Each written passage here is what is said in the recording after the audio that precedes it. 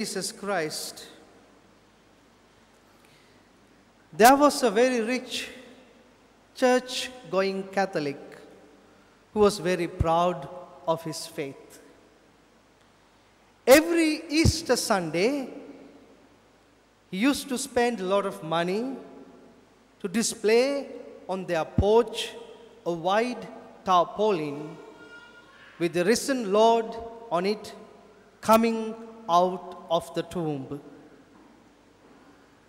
However, he is disliked by his relatives and neighbors, for he has nothing but rather envy and harshness towards them, and also whoever he meets.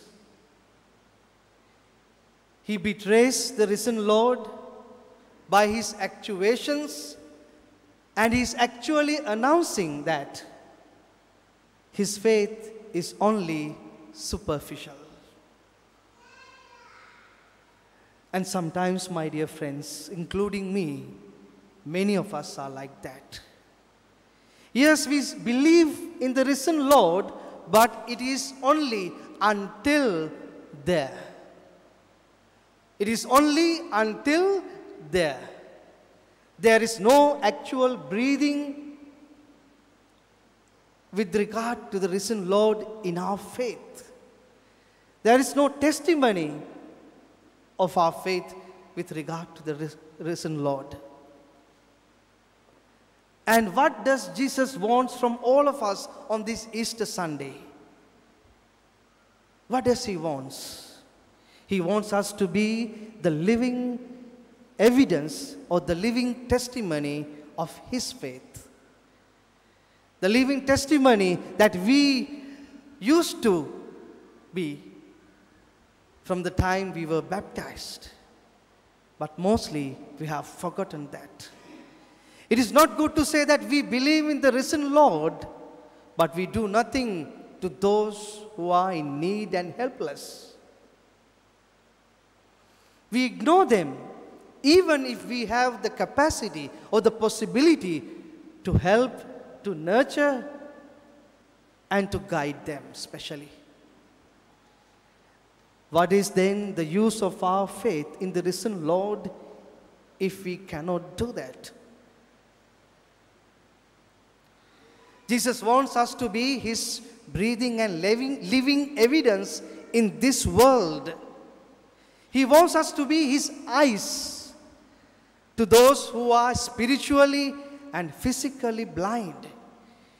He wants us to be his hands that would help those who are poor, marginalized, and cornered by the society today.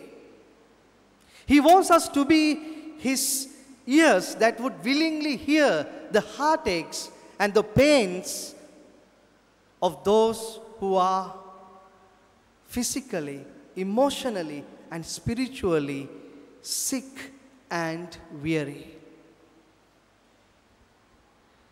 We only make our faith in the risen Lord relevant when we are very much willing to become his eyes, his hands, and his ears in this weary and self-centered world.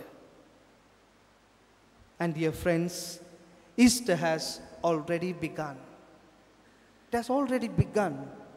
And then we have to protect that, keep that faith until we meet him in the next year, in the next Easter. The question we should always ask then, are we willing to become the risen Christ, his eyes, his hands, and his ears? Let that be our prayer in this Easter Sunday and in the next year that we celebrate the Easter.